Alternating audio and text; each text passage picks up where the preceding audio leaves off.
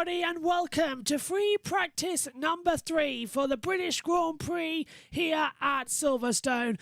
There is a lot to look forward to as we are about to go green for the practice session. Here's the current combined times as well. The top 10 going through automatically to the next part of qualifying. We'll see Johan Mir with Fabio Quartararo, Vinales, Zarco, Aleix Espargaro, Oliveira, Rins, Bastianini, Miller and Bezzecchi all involved as well. It's time to look over though and get ready because practice is coming up now.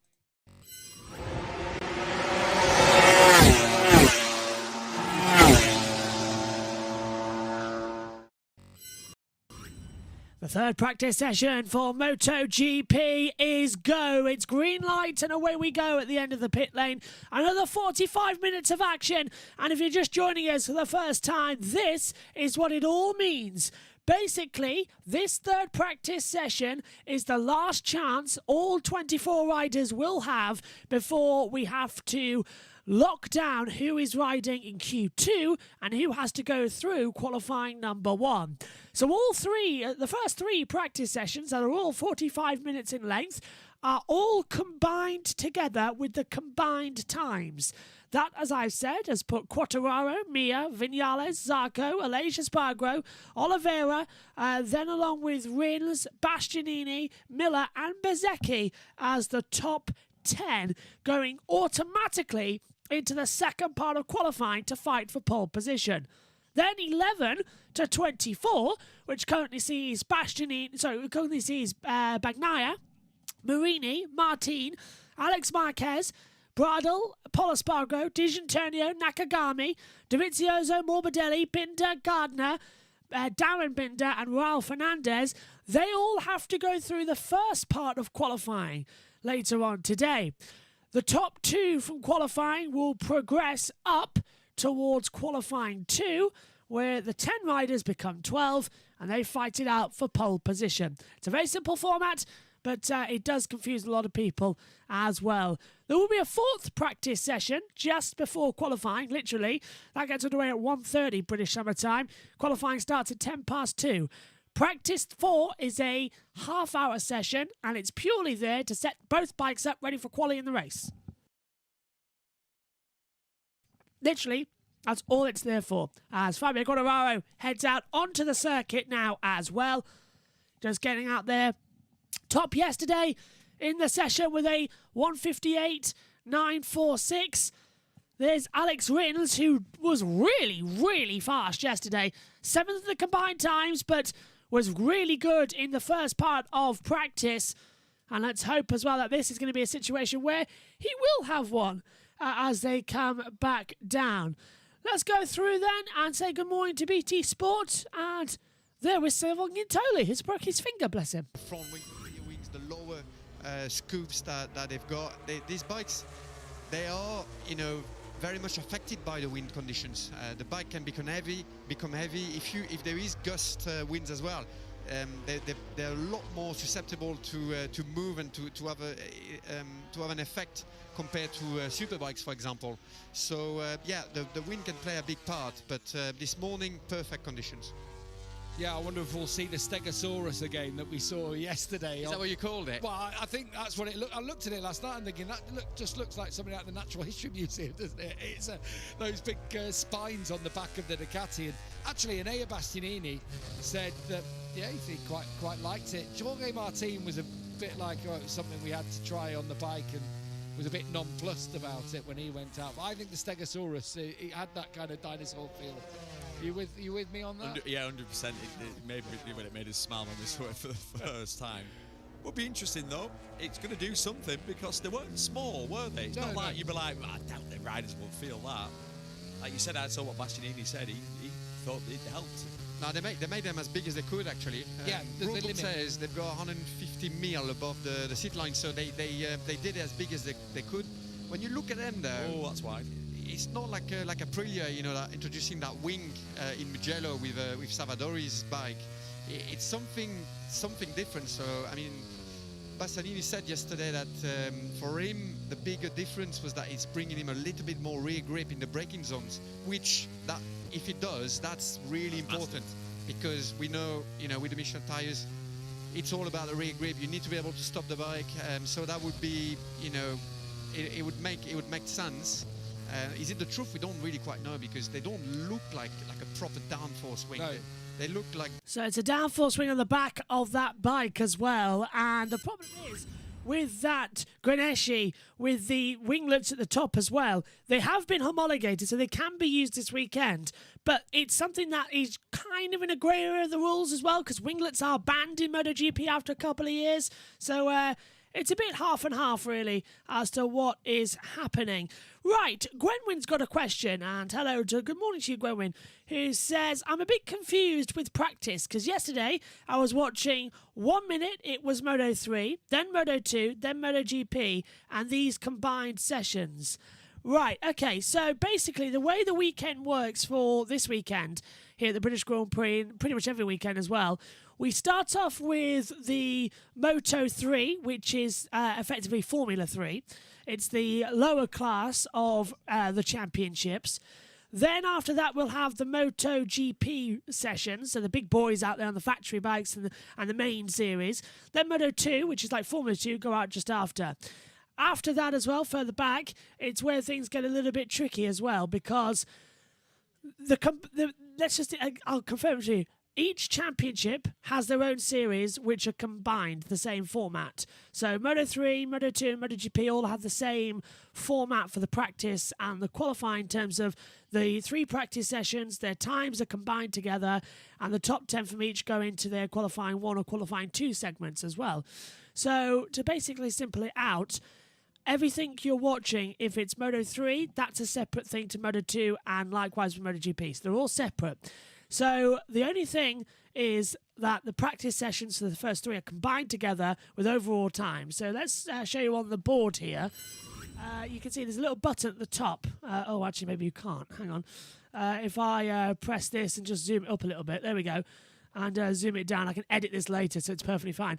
So up here, these are the combined times. You can see there's a little button at the top here that I really want to make you see, but it won't let me see for some reason. Here we go. So I've just pressed the current button here. So that is the times from this session only. And you can see Zarco has done a 2 minute .298, and that is his best lap of the session so far. But that is for this practice 3 only. We're looking at the combined times, which shows us the running order for qualifying 2 and qualifying 1. So if I go to combined, that changes it all up, and it tells me who's improved. Because if you look here, on the lap part, it all says prev, which is previous session. So nobody has improved so far this morning in their overall time. So those times are all from practice 2. So hopefully that helps a little bit with what has been going on as well, because it is a confusing format and I tried my best to help everybody understand it. But that is basically it. So they're the times from practice 2 because everyone improved in practice 2, and these are the times from the current session. So let's open up the current then at the moment, which I think is most fair because the track conditions, as you can see, air temperature is 18 degrees, track temperature 29 degrees. Yesterday at the high it was 33, so it's nowhere near at the moment the overall lap time as well, which is okay as they come back through. So 37 minutes to go in the session. Quartararo has done a 1:58.946 in the combined times, but in the session only, it's Jack Miller who's done a 2 minute .224 as his fastest time. As you can see, everyone's going red sectors, so are improving on their own sector times as well. Australia Now says, saw you online and just joined to hear your thoughts on Danny Ricciardo. Great shame about Danny Ricciardo. If then in Formula 1 it is true that Oscar Piastri will be driving for McLaren next year, and Danny Rick has been effectively fired from the team. It's very sad because I think he's a great driver, and I don't think it's fair that they've sacked him at all. As you see times changing already at the top here. Zarco jumps to the top on a 159.476. First man of the morning then into the 159s as something's resetting our OBS problems as well. I wonder what that is. As well with the internet, probably all these flicking between the combined stuff, it doesn't like it that much. As one ball with Fabio Quartararo coming through the back half of the track as well. This is, I think, through the loop. If you're just joining as well, we are at Silverstone, but we're not on the same type of corners that Formula 1 are. We use exactly the same track, but the start line for MotoGP is back at Woodcote and before Copse Corner. It's the National Straight, so it's the original start line of Silverstone where Formula 1 had it, because we don't use the Hamilton Straight and the international pit lane because it's too small for Moto 3, Moto 2 and MotoGP to all pile in, but it's not too small in the older paddock because it's more wide open area as well, because it opens out more. It's more of a field that you can put them in, and it works out quite well. But we understand that we can go and use the international paddock in a couple of years, which is good. But I always get surprised that MotoGP can't use the international paddock because it's too small, considering the fact that WEC raced here and used the international pit lane, and it was just fine as Fabio Quartararo comes through the last corner at Woodcote and gets a load of photographers out there as well, taking pictures of Fabio on the number 20 Yamaha, the world champion from last year, once again looking super, super smooth as always. And I'm just hearing in my ears as well that we might be in for another 158 coming through. Now, Quartararo's time is a 158.946, the fastest of the weekend so far. But we've got red sector times coming from Miller as he's coming round the back half of the track through the loop into Aintree and then down the Wellington Straight. And he's looking quite good at the moment. Computer predicting him P1. As let's see how he actually does, though. Here's Pepe Bagnaia on the 63. He's running 11th at the moment. Jack Miller's on the number 9, and Miller's coming towards the line now. Does he improve on the board? No, he goes 159.844. So he does go to second, but doesn't improve on the overall lap time as well. As Aleix Espargaro, I think, who is he towing there? It's one of the Ducatis, but I can't see which one it is because the number's been covered. They run similar helmets as well. It's Jack Miller as well. So Jack's out there as well, just getting more data into the bike as well. 2 bikes each for MotoGP as well, and 2 bikes as well to set everything up and get ready for this one as well. Sport. The more he waits, the less likely he's going to be losing places. Yeah. Or he's going to lose less places because there will be a little bit of a gap. So theoretically, you'd think he'd wait a little bit. Yeah, the later the better. Ideally out of the lead. If his goal will be to be leading, and he's going to put his head down and do 4 qualifying laps and try and obviously try re-enter in the lead, which won't be possible. I doubt we'll have a gap like that, but you never know. It depends how the start goes as well, doesn't it? Exactly. If you get stuck behind someone and it's going to be someone that I'm going to labour to get behind a couple of people, you might want to get it out of the way. But again, I think you're right. I think we all think in MotoGP, the later the better. In Moto 3, there are a couple of people doing it. I'd say the earlier the better, because you don't You've got more time to recover. Yeah, exactly. Yeah. And GP is going to be hard to regain those places because unless he's on his own in the front and do like some fantastic first and second lap, he will not rejoin first, and he's going to be behind somebody. The good news for him though here, it's going to be hot tomorrow, but it's not like Spain hot, is it? Yeah. So I don't think there's going to be massive problems with the front tire overheating on this track. No. So he will have the opportunity to overtake again. And it's not a That's true. It's a difficult type of circuit as well, and not often do we have a situation where the tracks get changed over as well. As we've just changed over cameras quite quickly as well, so I can sit down. I mean, we've now got the ability to use 2 cameras finally, because camera 1 is still up there. In fact, if I can press the button, you can see. So there's camera. This is camera 1, and there's camera 2. So that's the Combox cam that you always see as well, and then camera 2 is down here as well. So Quartararo goes straight on the track as well, just down at Luffield and Brooklands area of the circuit as well, so right down there at the bottom.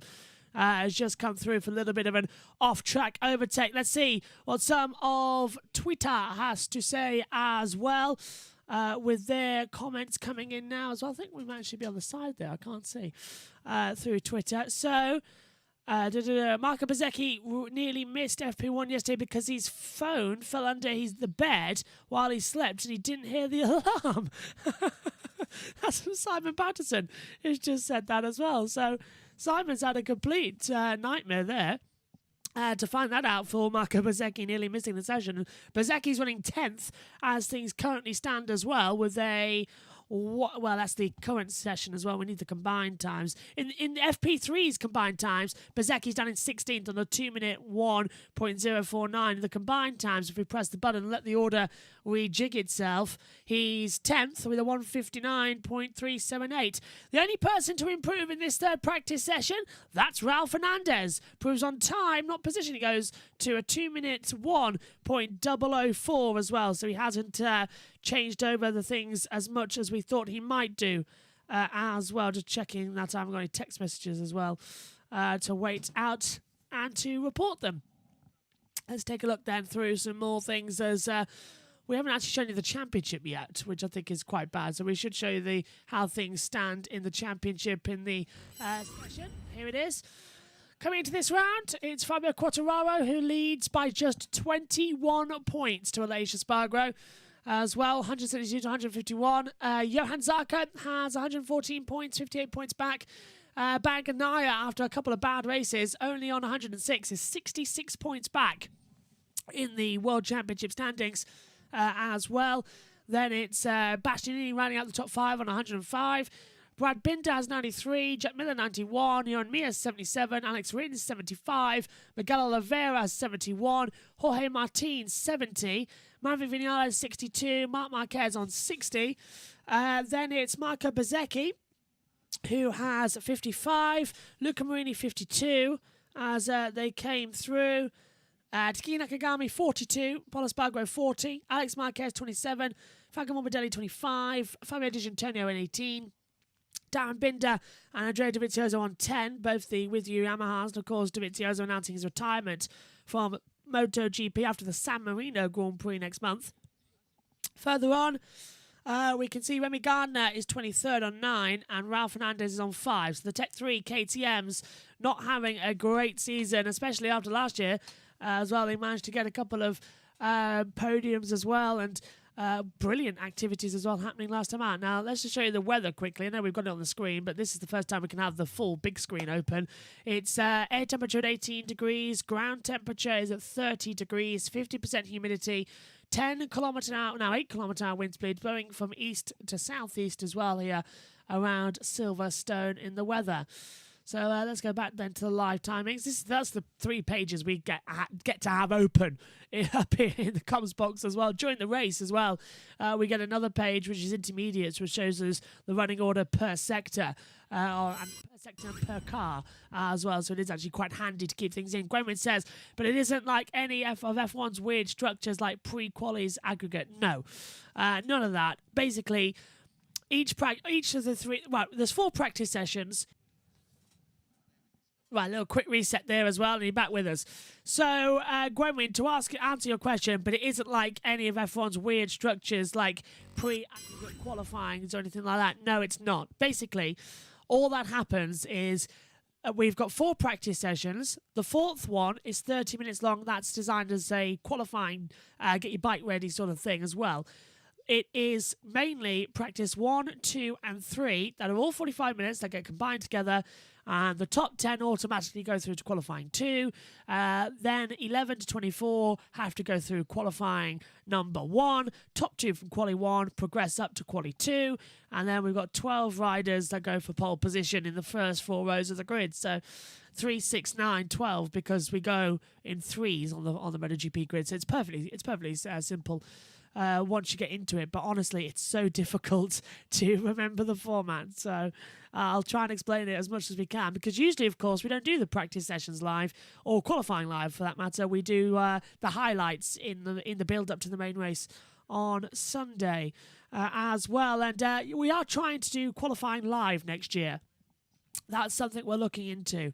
But annoyingly, it sometimes clashes with some sessions as well. So we've got to make sure that the calendars form correctly and we don't have such a nightmare where I'm not in any F1 sessions and Megan's doing them all, and Megan's not doing any MotoGP sessions while we're doing that. So it is a revolving nightmare, to be fair, in the sessions as well. As we take a look, and I'm trying to work out as well what the gap is between Quartararo and Mia in this session because Quartararo and Mia were separated by 0.154 yesterday. Today, as well, if we change it to the current times, Quartararo's 7th, Mia's down in 12th, and the gap is 0.6 of a second. So, again, it's dramatic. We're back to the combined times now, by the way, on the sessions. As you can see, oh, look, there's Megan's headset standing by, ready for her to come into the com box later on today. That's basically what our headsets look like. And Quartararo practicing the long lap penalties there as well, just in case he has to. Well, he has to take it in the race because he hit LA. Yeah, so he doesn't have a choice. He has to take the long lap penalty because he hit Alicia Spargo last time out. Yeah, here's Megan's headset there, and this is what we use up in the comms box.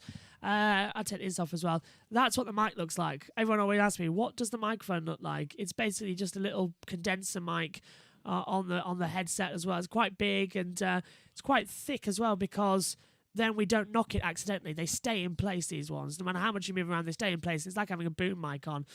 I replaced the ear cups because normally with Audio Technicas, let's get some lights on it, shall we? Normally with Audio Technicas as well, the ear cups go a bit wrong. So I replaced them with some leather ear cups as well. And they're very comfy. They're very comfy headphones.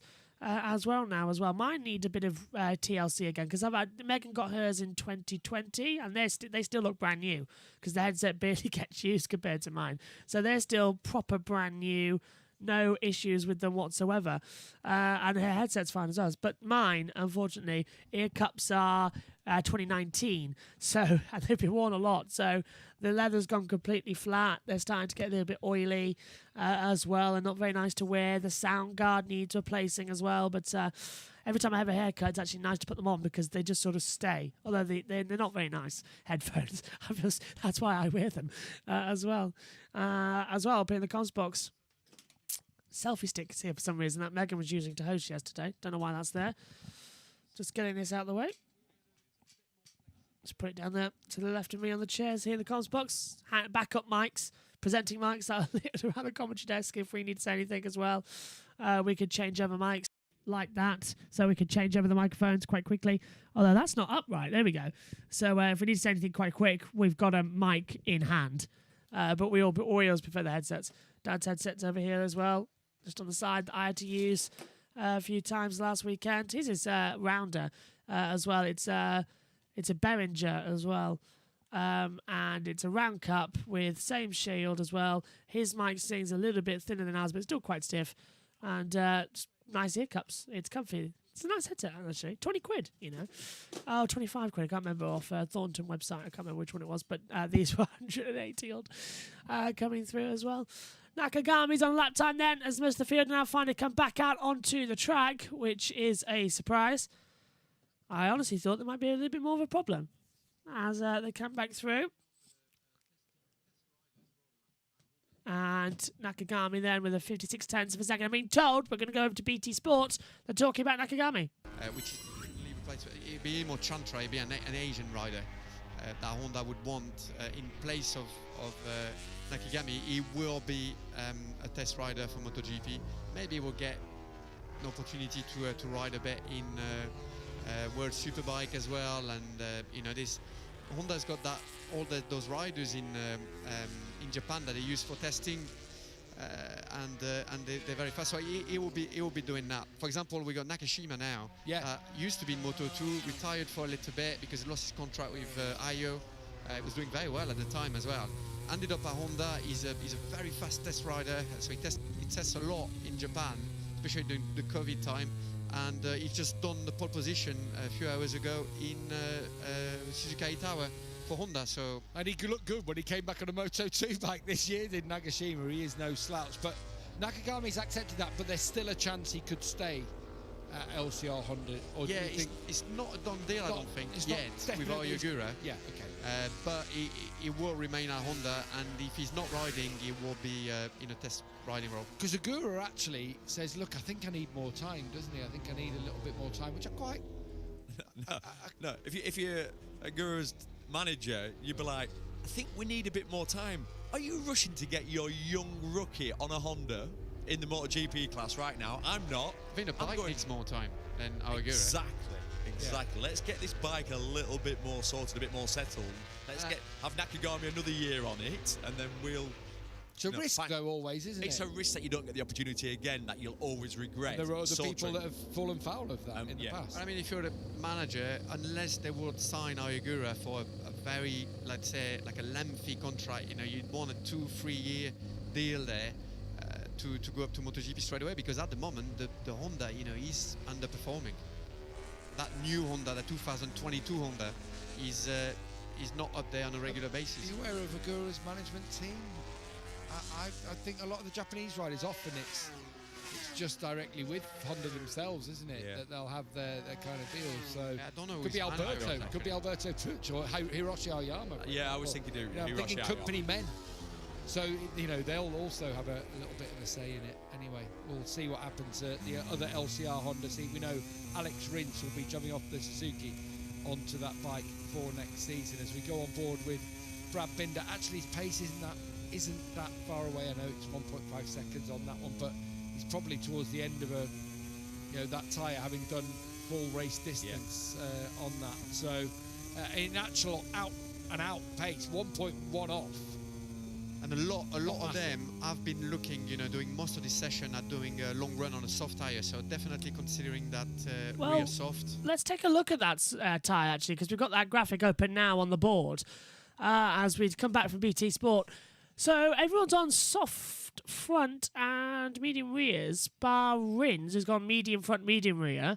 And quite a lot of them actually on soft front, soft rear. So I don't know what Gilvan Suntoli is thinking there, but it is soft fronts that they're all trying, bar Rins. So Rins is obviously seeing something out there that he likes better and might have the ability to like that better as well. It's the third practice session then for MotoGP and the British Grand Prix here at Silverstone. And at the moment, we've got some tweets coming in. It's not much actually from MotoGP on Twitter. It's not very been that active today. Neither Simon Patterson actually, who's coming through. Here's Pepper Bagnaia, 5/10 down at the moment as well. No one's improving in this session. This is what we see in practice 3 as well. Obviously, this is the first time we've covered live MotoGP practice sessions. Usually, we only do the race, but this is Bogdan normal. Honestly, it's bog standard. This one, because practice 3, everyone sets their fastest times in practice 2. Practice 3 is colder. The track isn't ready yet. And it takes until the last 2-3 minutes to see more lap times come through. Basically, this third practice session is always the least amount one to watch. In fact, both of them are. I don't see why we have a practice 3 and practice 4, to be fair, because it's too much practice, because nothing ever gets done in them. Practice 3 is used as sort of an extreme long run, but for no reason. Practice 4 is used as a quick get ready for qualifying, set up both bikes because we spent too much time on race prep. And then we've got the warm-up in the morning tomorrow as well. And the warm-up is literally 20 minutes. That's not needed. I don't see why we've got so much practice time for a 45-minute race. We spend more time practicing than we do racing. And that's not right. That is honestly not right. And it's something that bugs me with Formula 1 as well. Formula 1 should just be 2 practice sessions, a qualifying and a race. That's how much it should be. It shouldn't be 3 practice sessions, a qualifying and a race, because it's too much. And MotoGP as well, it's too much. As the fairings are on the back of that Grenesci once again, and it looks like the double finlet effect that's coming back through. It's quite a tasty little thing as well from that back of that Grenesci. It's an interesting format. It's like it's got sort of, I'm trying to think, if any of you have played Halo and you get that special alien gun with the sort of cone sticking out of it. That's what that back of that bike looks like on that Grenesci. It's exactly that. Those type of cone winglets that are sticking up the top. Wow! Alicia Spargo!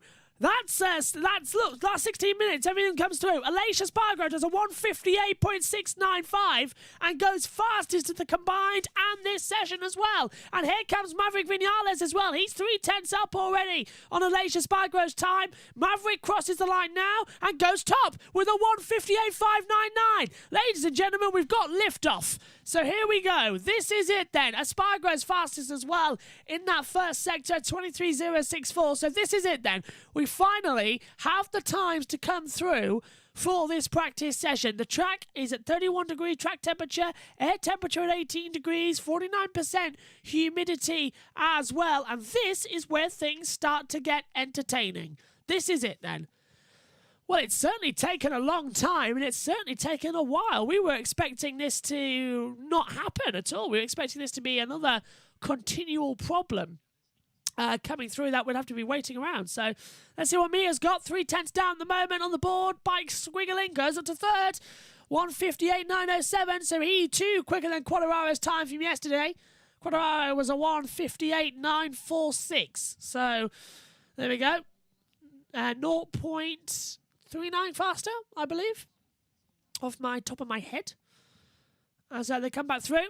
And Alicia Spargo is quick. Look at this on the battle camera.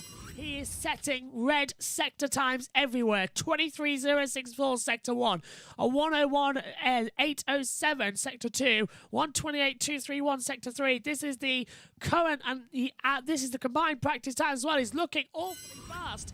At the moment as he comes through. Alicia Spargo out of Woodcote towards the line now and goes top. 1:58.254. Do we dare dream that in this session we could see a 1:57 lap time? Is that really where we're going on this? Vinales is backed up it, but it is Aprilia 1-2 here at Silverstone. Jorge Martin jumps up to third position, a 1:58.810. So he's 5/10 off the pace of Alicia Spargo, but the time that Quadraro did yesterday is already 6/10 of a second slower than what Alicia Spargo has done today. So times starting to come in, times starting to improve, and I think that's absolutely fantastic. Bring it on for the rest of the session as well. Who's got the fastest times? We want to see, we want to know. As they fly back through. BT. With the front, so a bit more stability, and the track temperature obviously allowing him to use that tyre and do that really fast lap time. So that's a good sign for him as well for the race tomorrow. If we have similar conditions, it means he's got a lot of confidence with that medium front. As it stands, Jack Miller is outside the top 10. He's in 11th place, but he's tracking Fabio Quartararo. This is the payback for the taxi journey yesterday that Jack Miller gave Fabio Quartararo. A lovely ride behind here, and Miller making up time all the way through on this go. So here, a little twitch from Miller though as he applied the power. Yeah, Miller comes to the line, bike twitching. Miller is 11th. Quadraro goes 4th. Miller goes 2nd. 1:58.332. So Jack Miller splits the two Aprilias on the board at the moment with a remarkable time, to be fair. This is getting a bit interestingly tasty now as they come into the battle. 12 minutes to go in this session. Do you know, 45 minutes seems to have lasted longer. We've only been on here 34. Really bizarre situation there. Let's take a look at Simon Patterson because I think he's replied to somebody who's sent something out. Let's take a look. Quite crowded at club for Saturday morning practice at Silverstone. Crowd is quite busy everywhere. Are you sure it's massively down from last year? Simon Patterson doesn't feel it too much. Simon then replied, did I say it was? Have you been to the entire circuit to check the attendance at every corner? Why do you keep harping on about crowd numbers? Are you paid per head or something? As well, I think that's a little jokey thing there from Simon. But it definitely looks like as well that the track temperature, the audience is down a little bit from last year as well. And last year was COVID.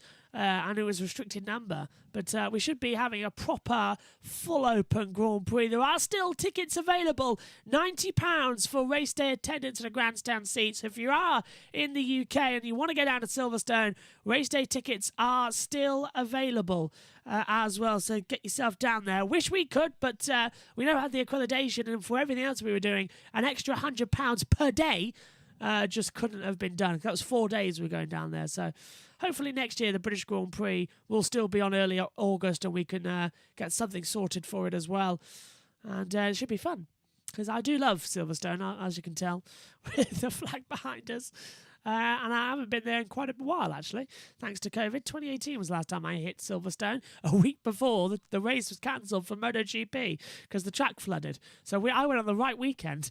We went the week before, it was the 6 hours of Silverstone for the World Endurance Championship. Week after was MotoGP at Silverstone and it flooded. So we went the right week and covered the right race as well. And Formula 1 was on that weekend as well with the Belgian Grand Prix. As always, it usually clashes, but this year it doesn't.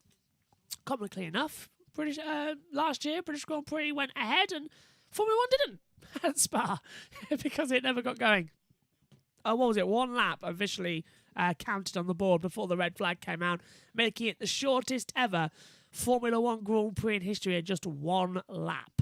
So that beat the 1991 Australian Grand Prix, which was 15 laps long, maybe 14 officially classified on the board. Here comes Miller coming through there in the back half of the track. Still second on the combined times as well. Only people not to improve then in this session: Alex Rins, Enea Bastianini, Stefan Bradl. Then further down with Polo Spargaro, Andrea Dovizioso, Remy Gardner and Dan Binder. Because as I told you earlier in this session, it tells you on which lap they did the fastest time. So Aleix did it on lap 10 and 11 on his runs as well. But if it says it's previous session, so no one's improved on that board. So Rins still hasn't improved from yesterday. Now he's on the cusp of being kicked out of qualifying too. Bastianini as well in 12th position. He hasn't improved. And as I said, the rest, Bradl, Espargaro, Dovizioso, Gardner and Binder haven't improved. The only person to improve from that bottom 6 is Andrea Dovizioso, who's moved up the field as well. But, and that's Jan Zarco looking amazingly good across the line and goes up into 3rd position, from 5th to 3rd. So Zarco does a 1:58.344, which I think is a remarkably good time there. Stellar job there. As they fly back through. Alex Rins is coming back out on the circuit now, along with Alex Marquez, and is at Polo Spargaro. And Nakagami is coming out just behind as well. So the LCRs are back on the circuit. BT. He was going to do it again, so he came to the outside, and then Alex was able to go in the inside. How he could switch to the inside and get enough drive to when you're in 5th gear, spinning up and everything, and managing to put the power down enough on lap 18 at the end of the race. I thought it was absolutely superb. Yeah, me too. That took some doing. That was Rins at his best. Absolutely. So lap 20, the 20-lap race here. 18 for Moto 2 and 17 for Moto 3 on Sunday. You don't want to be outside the top 10 here because 1 lap around this place, it's so tight around the 10, 11, 12, 13 position mark.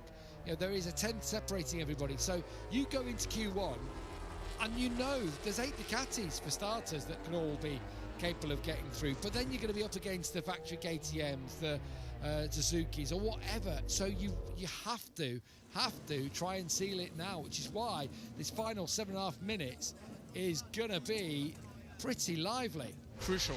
It's so crucial. I mean, we know it. We've said it this year, and it's just so tight. The times are so tight. It's so difficult to overtake. They have to put everything on the line. Alex is running as well, just in this weekend. He's running his updated wings that you can see now here. So those offer a bit more downforce. We were out there in Jerez and in Misano a couple of days on each track testing all the different aero packages. Johan is running a different one with some side pods, which he preferred. They actually offer like a similar feeling. But for me, Alex's one was a little bit better, a little bit more turning, a little bit more aero heavy, but great turning in the middle of the turn. So both Suzuki riders going for the heavier aero packages. That helps with the turning of the bikes, especially in the long corners, the fast corners. I found it fascinating you were still doing a couple more tests. I know they're all planned and budgeted for, but I think it's good that you went out and did those tests. Yeah, well, we're not broke his finger. Obviously Sylvain the Guintoli, by project the is way. stopping next year, but everything was planned and everything was in the pipes as well, you know, to do all those tests. All these development parts were already ready before the announcement, before the engineers even knew that the project was going to stop. So Suzuki. you know, it's all happening this year. The budget is there this year to run the year properly, continue the testing and trying to find some improvements for the rest of the year. So yeah, fair play, you know, to the team here in Europe and the guys in Japan continuing to push right until the end.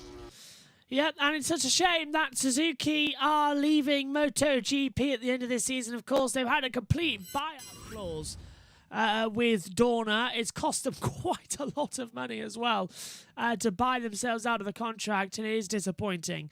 As well as Suzuki, of course, the champions of 2020 with both the constructors, the teams, and the drivers as well. And this is Fabio Quartararo leaving the pit lane. And there's Alex Rins as well. Some super slow-mo shots coming the way from Dorna as well. Looks quite interesting then. As they come back, Aleix Espargaro is the fastest in this session and the combined times as well with a 1:58.254 on the board. Jack Miller second, 1:58.332 as we see the 88 of Miguel Oliveira now just having a little slipstream and a visor tear off then in the pit lane for Marco Bezzecchi, and that very thing getting picked up by one of the marshals at the side of the circuit as well. Beautiful morning here at Silverstone. If you're tuning in wherever you are in the world, thanks for coming in as well. It's 32 track temperature, 17 degree air temperature, 50% humidity as well. It's still a bit chilly though. The sun is maybe shining down, but that breeze is quite cool. And with Silverstone being an airfield as well, a flat circuit, it really is getting to the riders as Rins goes 7th, Marini 6th. Someone's down. Think someone's down. My ears heard somebody going down. No yellow flags are out though, so we'll keep an eye out. Marquez, Alex goes 3rd, Marini goes 6th, Bezzecchi goes 11th as times begin to change on that board as well. Rins, though, gets himself from P10 up to P7 with a good time. But now, Johan Mir is the rider at risk with a 1:58.907. Now, don't know who went off the track. It's not saying anything on the monitors. Nothing's been shown as well on the bottom there. So, there we go. Yellow flag sector 1. Now it's been retrieved. So somebody did go off. I knew I heard it in my earphones. And we're back then to green flag conditions, which is good news with 3:22 to go. This is when the practice session really livens up as well. Those last 3 minutes, everyone's going to be setting faster times as we see Jorge Martin on the 89 as well on the Prima Pramac Racing bike through Club Corner now, down the Hamilton Straight towards turn 11 at Abbey. If you're thinking, why are you saying turn 11? Aleix Espargaro is not happy with what's just happened between him and Pepe Bagnaia. Bagnaia slipped up the inside and completely ruined Aleix Espargaro's lap time. And then there was some swearing in Italian. Bagnaia going like this to him. And then some Spanish as well, swearing from Aleix Espargaro with his hands going all over the place as well, and a little bit of a finger as well, the one finger salute as well. Do that to me one more time, he says. And that's not going to help because Aleix may be top in the session, but he was on a quick lap time there as well. So I wonder if Bagnaia might get a bit of a slap on the wrist for that one. Maybe a long lap penalty because these session times, practice does count because this is the running order for Q2. So you sort of get the practice means something in this respect as well, which is what makes it a good format because practice means something. It gets you into either Q1 or Q2 as your running order. So practice is perfect. But maybe just a bit too much of it. 2 sessions would do me, not 4. Certainly not a warm-up session on the Sunday morning. That we're having to get up early for as well. Do I ever get a line on one of these weekends? Let's take another look at it then. So, BT Sport. Bagnaia comes in, all hot. Not in the way I just wonder if it's previous corner. So I think he is. It's that unknown of you don't know if he's going to tip in front of you. For me, there's no penalty to be given. Oh, no penalty. He's out of the way. I won't think Obviously, penalty. Pecco would have him in his eyesight, and he'll be thinking. They're both angry. I'm not so sure. They are both so angry. He was on a slow lap, clearly, and he was out of the racing line, so... Yeah, big speed difference. A big improver. Joan Mir has just gone up into 6th place. Wow. And that has put Pecco at peril here. Yeah, Pepe Bagnaia is now, as you can see, into 10th position on a 1:58.826. Peppo is improving in his sector times, though, as well, but he's only down by 0.2 of a second. That'll put him, I think, 4th overall, just ahead of Maverick Vinales, if that time is okay. But this is absolutely fantastic once again for the British Grand Prix for MotoGP. Bagnaia coming in less than a minute to go then of this session. Zarco is improving on time as well, so there is more situations to come, more time to find. Zarco is improving. He's down! Zarco's binned it! Zarco's gone down at Farm and into Village, down at turn 13, turned in too much, the bike's just given away at the front. That's going to spoil everybody else's lap time as Bagnaia goes 6th. That puts Alex Rins in trouble, but with 25 seconds to go, if Zarco can get going, but everyone else's lap times are going to be affected by that because he went down on the deck. Oh, Johan Zarco, you just can't write it. What a disappointment. And the bike, I think, is stalled. He's trying to kickstart it, but yellow flags are out. The checker flag is coming out now as well to meet it. Oliveira crosses the line, and he's the first to take the flag. Goes 13th. Can't improve. Oliveira goes through qualifying 1. Bezzecchi goes 11th. Doesn't improve. Jack Miller 2nd. Bastianini 12th. Fabio Di Gianantonio goes into 16th position as well. Marini goes 8th. Rins confirms himself in 10th position. Fernandez is down in 22nd. Pol Espargaro goes into 17th position now as well. That yellow flag is preventing anybody doing a faster lap time because it's already going to be deleted. If you improve your time through a yellow flag lap, it will be deleted. As Quattararo goes 5th, 1:58.582. Martin's on a good first sector. He's gone fast. If that yellow flag's cleared in time, he might just make it. Brad Binder's on yellow flag cleared. That's great. So, where is he? Zarco's gone down, he was red sector 2. Martin's just coming through the first sector, so Jorge Martin might just get a situation out there as well where he can find the time. As the bike comes through, here is Jorge Martin. It's a 10th down now in the middle sector as well. Alex Marquez is just in front of him, so he's towing him around the circuit as things currently stand as well. Aleix Espargaro, 1:58.254. He's top of the moment. Martin streaks into turn number 3 at Village. Into the loop at turn 4 he comes. Marquez has had his lap time cancelled. Alex Marquez, lap time cancelled by the stewards. So you can see he's taking the checkered flag on the side of the monitor there as well with the little checkers out there.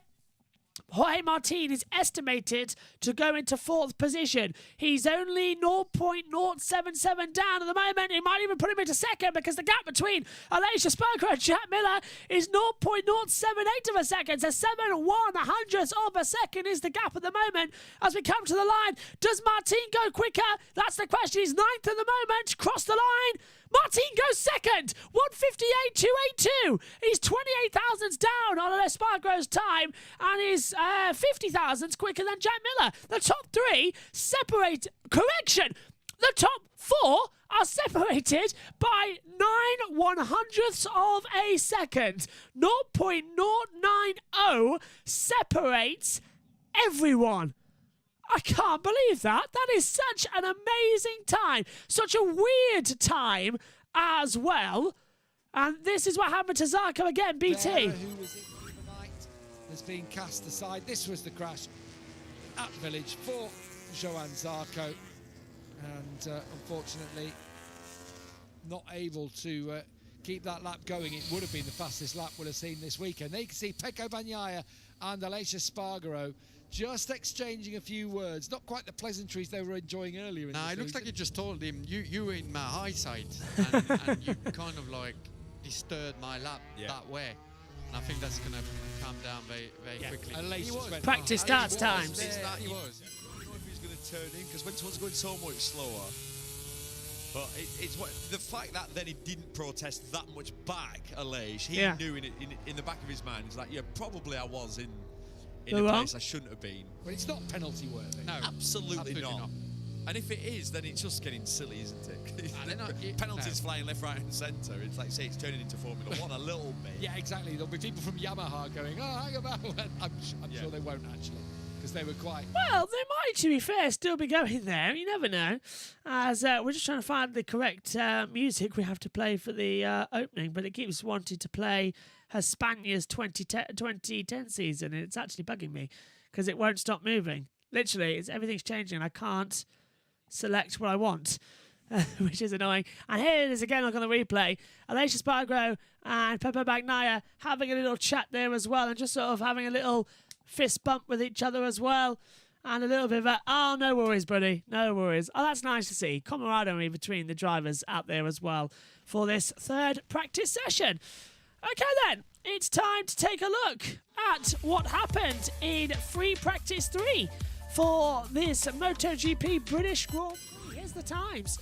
It's Alicia Spargo who is the fastest from Jorge Martin as well. Alicia Spargo, this now, remember, is the top 10 going through to qualifying number 2. So pay attention, everyone. This is where it gets important. Are you paying attention? Good. So, going through automatically to qualifying number 2 is Alicia Spargo, Jorge Martin, Jack Miller, Johan Zarco, Maverick Vinales, Fabio Quartararo, Francesco Bagnaia, Johan Mir, Luca Marini and Alex Rins. They've automatically qualified for the second part of qualifying.